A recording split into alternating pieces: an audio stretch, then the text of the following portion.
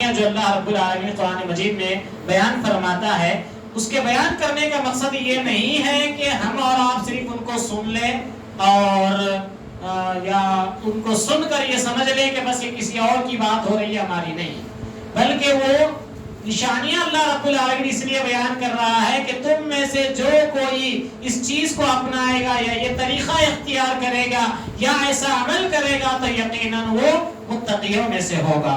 جیسے اللہ رب العالمین سورہ آل عمران کے آیت نمبر 134 میں فرماتا ہے الذین ينفقون فی السراء والضراء والکاظمین الغیظ والعافین عن الناس واللہ یحب المحسنین۔ جو لوگ آسانی میں اور سختی کے موقع پر بھی اللہ کے راستے میں خرچ کرتے ہیں اور غصہ پینے والے اور لوگوں سے درگزر کرنے والے ہیں، اللہ تعالیٰ ان نیک کاروں سے محبت کرتا ہے۔ تو اللہ کسی سے محبت کرے یہ بہت بڑی بات ہے، کیونکہ بندہ اللہ سے محبت کرے یہ اس کا حق ہے کہ وہ اللہ سے محبت کرے، لیکن اللہ رب العالمین کسی بندے سے محبت کرے یہ بڑی عظیم بات ہے۔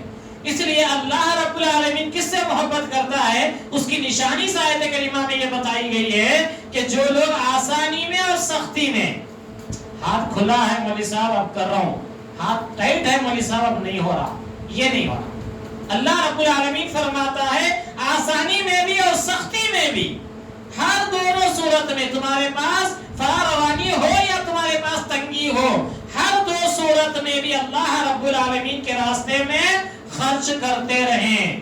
کیوں اللہ نے خرچ کرنے کے لیے اتنے ہزار، اتنے لاکھ، اتنے روپیے نہیں خرچ کیے ہیں؟ آپ 1 روپیہ بھی خرچ کرتے ہیں تو اللہ کی راہ میں خرچ کرنے میں شمار ہے۔ اس لیے اللہ رب العالمین نے کہا آسانی میں ہے تو تم زیادہ کرتے ہوں گے، لیکن تنگی ہو گئی تو چھوڑ کے نہیں بیٹھنا۔ یہ متقیوں کی علامت نہیں ہے، یہ پرہیزگاروں کا شیوا نہیں ہے، بلکہ ہر دو حال میں بھی تم اپنا کام جاری رکھنا، جو اللہ کو راضی کرنے کے لیے خرچ کرنا ہے وہ کام تم کو جاری رکھنا ہے۔ تو اللہ رب العالمین اگلی نشانی یہ بتلا رہا ہے کہ آسانی میں اور سختی دونوں موقع پر اللہ کی راہ میں خرچ کرتے رہنا، غصہ پینے والے اور لوگوں سے درگزر کرنے والے۔ غصہ ہر انسان کو آتا ہے بھائی، غصہ آتا ہے تو غصے کو پینا، صبر کرنا، ضبط کرنا اور دوسروں کو درگزر کرنا، معاف کر دینا، چھوڑ لینا، یہ ادا ہمارے اندر آ جائے گی تو اللہ رب العالمین پہلی بات کہتا ہے کہ آسانی میں اور سختی میں دونوں حالات میں پیسہ خرچ کرو، اور تیسری بات اللہ رب العالمین فرماتا ہے کہ اللہ تعالیٰ ان نیکوکاروں سے محبت کرتا ہے۔ تو یہاں نیکوکاروں کی 2 علامتیں یہ بیان ہوئی ہیں کہ جو لوگ آسانی میں اور سختی میں بھی خرچ کریں اللہ کے راستے میں، اور غصے پر وہ غصہ پی جائیں اور لوگوں کو درگزر کر دیں، یہ 3 کام جو لوگ کرتے ہیں اللہ فرماتا ہے ان سے ہم محبت کرتے ہیں۔ اللہ اکبر۔ تو یہ آسان کام ہے، روزمرہ کی میری اور آپ کی زندگی میں یہ معاملات پیش آنے والے ہیں۔ ہمارے پاس کبھی تنگی آ جاتی ہے، ہمارے پاس کبھی آسانیاں آ جاتی ہے، تو اللہ یہی حکم دے رہا ہے کہ تمہاری تنگی میں بھی، تمہاری آسانی میں بھی جو اللہ کی راہ میں خرچ کرنا ہے وہ تمہارا خرچ کرنے کا طریقہ، وہ تمہارے خرچ کرنے کی ادا کبھی رک نہیں جانا، یہ جاری رکھنا۔ دوسرا کام یہ بتایا کہ تم جب کبھی کسی کے لیے کسی معاملے میں، کسی معاملات کے اندر تمہیں غصہ آ جائے تو غصے کو پی جانا، سامنے والے کو معاف کر دینا، درگزر کر دینا، یہ کیا ہے؟ اللہ رب العالمین کے یہاں محبوب بننے کا طریقہ ہے۔ سورہ آل عمران کے آیت نمبر 135 میں اللہ رب العالمین فرماتا ہے جب ان سے کوئی ناشتہ کام ہو جائے، اب جو لوگ ایسا نہیں کرتے ہیں تو اللہ رب العالمین فرماتا ہے ان میں سے کچھ لوگ ایسے ہیں جب ان سے کوئی ناشائستہ کام ہو جاتا ہے، ان سے کوئی غلطی کا کام ہو جاتا ہے تو یا گناہ کر بیٹھتے ہیں تو فوراً اللہ کا ذکر اور اپنے گناہوں کے لیے استغفار کرتے ہیں۔ اللہ رب العالمین فرماتا ہے میرے تقوی اور پرہیزگار بندوں میں سے بعض کی نشانیاں یہ ہے کہ جب وہ کوئی ناشائستہ کام کر بیٹھتے ہیں یا کوئی گناہ کا کام کر بیٹھتے ہیں تو وہ فوراً اللہ کا ذکر کرتے ہیں، استغفر اللہ، اللہ میں تیری پناہ چاہتا ہوں کہتے ہیں، یا اللہ کی بڑائی بیان کرتے ہیں۔ اللہ رب العالمین فرماتا ہے اپنے گناہوں کے لیے وہ استغفار کرتے ہیں۔ اللہ رب العالمین فرماتا ہے کوئی گناہ کر بیٹھے تو فوراً اللہ کا ذکر کرے اور اپنے گناہوں کے لیے استغفار کرے اور معافی طلب کرے، اور فی الواقع اللہ تعالیٰ کے سوا اور کون گناہ کو بخشتا ہے، اور وہ لوگ باوجود علم کے ایسے برے کام پر اڑ نہیں جاتے۔ تو اللہ رب العالمین فرماتا ہے کہ ایمان والے متقی لوگوں کی ایک پہچان یہ بھی ہے کہ جب کوئی برا کام ہے جس کو نبی نے منع کیا ہے، اللہ نے اس کو منع کر دیا ہے، تو وہ لوگ تقوی والے لوگ، پرہیزگار لوگ، ایمان والے لوگ وہ کام کو اڑ کر پھر کرتے نہیں رہتے۔ یہ کام نہیں کرنا ہے جب ان کو معلوم ہو گیا تو وہ اس کام سے باز آ جاتے ہیں، وہ اس کام کو چھوڑ دیتے ہیں۔ اللہ رب العالمین فرماتا ہے اولئک جزاؤہم مغفرۃ من ربکم وجنات تجری من تحتها الانہار خالدین فیہا ونعم اجر العاملین۔ اللہ رب العالمین فرماتا ہے انہی کا بدلہ، ایسے ہی لوگوں کا بدلہ ان کے اللہ کے پاس، ان کے رب کے پاس، ان کے رب کی طرف سے مغفرت ہے اور جنتیں ہیں جس کے نیچے نہریں بہ رہی ہیں، جس کے نیچے نہریں بہتی ہیں، جن میں وہ ہمیشہ رہیں گے۔ ان نیک کاموں کے کرنے والوں کا ثواب کیا ہی اچھا ہے۔ اللہ اکبر۔ نیکیوں میں اگر گنا جائے تو 4 سے 5 کام بتائے گئے ابھی تک، لیکن اللہ رب العالمین کر رہا ہے ان نیکوکاروں کے لیے ہمارے پاس جو اس کا بدلہ رکھا گیا ہے وہ جنت ہے جس کے نیچے نہریں بہ رہی ہیں۔ یہ سورہ آل عمران کی 3 آیتوں کے ذریعے میں نے آپ کے سامنے بات رکھی۔ تو اللہ رب العالمین جس طرح آج ہمارے امام صاحب نے تراویح میں سنائی کہ ساریو الی مغفرۃ من ربکم وجنات ارض السماوات والارض، لوگوں جلدی کرو، لوگوں دوڑو، کس کام کے لیے؟ نیکی کرنے کے لیے۔ نیکی آپ کیا کر سکتے ہو؟ آپ جو نیکی کر سکتے ہو اس نیکی کے لیے دوڑو، جلدی کرو۔ کیوں؟ جلدی کرنے کا کام لوگ بولتے شیطانی ہوتا، لیکن اللہ کہہ رہے نیکی کے کام میں جلدی کرنا، یہ شیطانی نہیں، یہ شیطانی کام نہیں۔ لوگ بولتے ہر جلدی کا کام شیطانی ہے، نہیں، ہر کام نہیں ہوتا ہے۔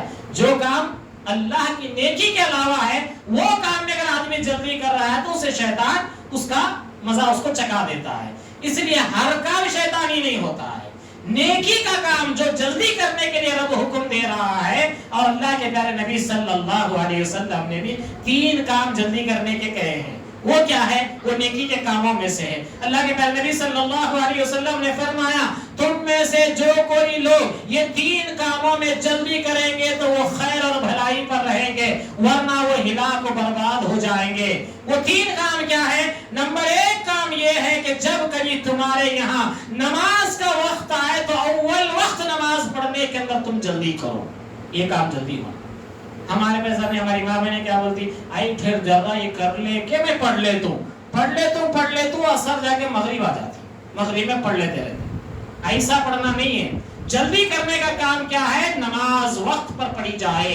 نمبر 2، تمہارے بچے جب بالغ ہو جائیں تو ان کے نکاح کر دو، یہ جلدی کرنے کے کام ہے۔ ہمارے پاس پیروں پہ نہیں ٹھہرا، گھٹنوں پہ نہیں ٹھہرا، ہمارے پاس کہانیاں چلتی ہیں۔ یہ کہانیاں آج معاشرے کو برباد کری ہوئی ہے اور لوگ اس بربادی کے بوجھ بھی اٹھا رہے ہیں۔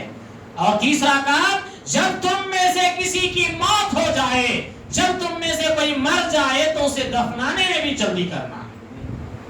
ہمارے پاس نہیں ٹھہرو، انو آندو، پورے خاندان کے لوگ آندو، نیچے کے آندو، اوپر کے آندو، دور کے آندو، پہلے، یہ سارے انتظامات ہمارے پاس ہوتے ہیں۔ جو کام نبی نے جلدی کرنے کے لیے کہا وہ ہم نہیں کرتے۔ اب بعد میں ہلو بولتے ہو فریج کا ڈبہ لا لینا تھا، دیر ہو جا رہی، پھر باڈی سے بو آئیں گی، کیا یہ سب تماشے کیوں ہمارے پاس ہو رہے ہیں؟ کیوں؟ نبی کی تعلیمات کو ہم نہیں مانتے ہیں، نبی کی تعلیمات کو ہم لائٹ لیتے ہیں۔ اللہ رب العالمین اس لیے فرماتا ہے ایمان والے متقی لوگوں کا شیوا یہ ہے کہ جب کبھی بھی ان کو نیکی کا حکم دیا جاتا ہے وہ ساری وہ الی مغفرۃ من ربکم وجنات ارض السماوات والارض، نیکی کے لیے جلدی کرو، اس لیے کہ نیکی کا بدلہ جو اللہ نے رکھا ہے وہ زمین اور آسمان سے بڑی چوڑی جنت ہے۔ وہ جنت. یہ زمین کے اندر ایک پلاٹ مل جائے ہم بڑے خوش ہو جاتے ہیں, ایک گھر مل جائے ہم بڑے خوش ہو جاتے ہیں, ہماری زندگی مالا مال ہو گئی ہم سمجھتے ہیں. رب کہہ رہا ہے کہ نیکیوں کے بدلے ہم نے جو جنت رکھی ہے وہ جنت زمین اور آسمانوں سے بڑی. اللہ اکبر. ہم نے کبھی زمین نہیں دیکھا پوری, نہ کوئی پورا آسمان دیکھا ہے, لیکن رب کہہ رہا ہے کہ نیکیوں کے بدلے اس سے بڑی جنت ہم نے رکھی ہے. تو اللہ رب العالمین سے دعا ہے, اللہ رب العالمین ہم تمام کو نیک توفیق نصیب فرمائے. اللہ رب العالمین عالم اسلام کے مسلمانوں کو نیکی کے لیے جلدی کرنے والے بنائے. اللہ رب العالمین گناہوں سے ہمیں بچا کر رکھے. اللہ رب العالمین ہماری ماں بہنیں اور جو بھائی بھی وقت نکال کر مسجد میں جمع ہو رہے ہیں, اللہ ہمارے جمع ہونے کو قبول فرمائے. اللہ ہماری پریشانیوں کو دور فرمائے. اللہ رمضان کی رحمتوں سے ہم تمام کے دلوں میں ایمان کی الفت پیدا فرما دے. اللہ ہمارے ایمان میں اضافہ فرمائے.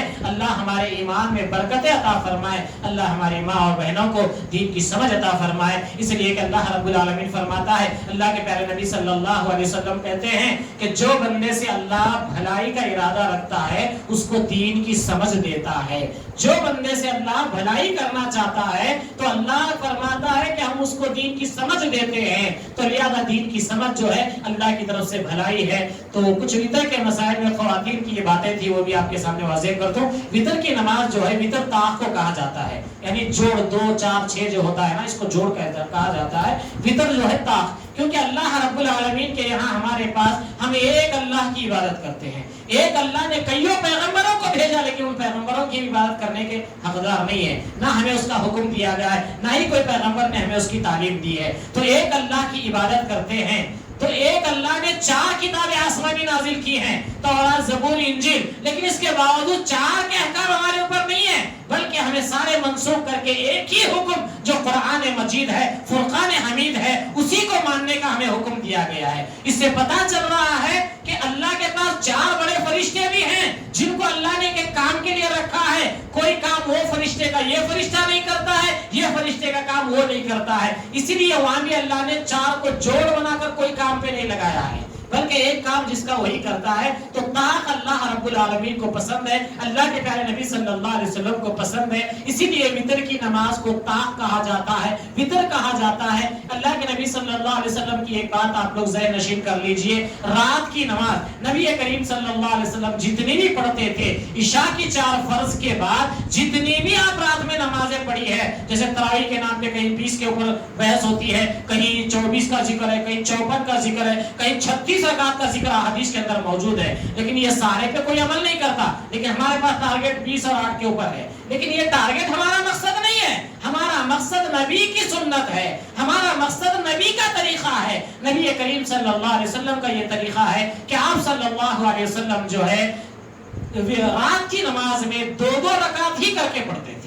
کتنی بھی رکعتیں آپ پڑھتے تھے, جتنی بھی رکعتیں آپ صلی اللہ علیہ وسلم سے ثابت ہیں, سب 2 کر کے ہی پڑھتے تھے. اور آخر میں آپ جب طاق کرتے تو ایک وتر پڑھ لیتے تھے یا 3 وتر پڑھتے تھے. تو وتر پڑھنے کے اندر 3 طریقے موجود ہیں. جیسے آج عام عوام میں ایک ہے کہ مغرب کی طرح لوگ پڑھ کے آخری میں تیسری رکعت میں جو ہے رکوع میں جانے سے پہلے کھڑے ہو کر قنوت پڑھ لیتے ہیں, پھر وہ مغرب کی طرح پڑھتے ہیں. لیکن اللہ کے پیارے نبی صلی اللہ علیہ وسلم نے فرمایا وتر کی نماز مغرب کی طرح نہ پڑھو. مغرب کی طرح کا کیا مطلب ہے؟ 2 رکعت پڑھ کے تشہد پڑھ کے پھر اللہ اکبر کہہ کے اٹھ کے ٹھہر کے پھر تیسری رکعت شروع کرنا, یہ مغرب کی طرح ہے. تو وتر کو ایسا نہیں پڑھنا ہے, ایسا پڑھنے سے نبی نے منع کیا ہے. اس لیے پڑھنے کے طریقے میں کیا ہے, اللہ کے نبی 2 پڑھ کے سلام پھیر کے 1 رکعت الگ پڑھتے تھے.